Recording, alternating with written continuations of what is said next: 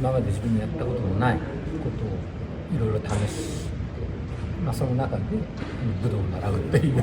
をやってみた。空手とかそういうのがちょっとこの年からでは無理だなと思って、で合気道はどうかなと思って、その自分の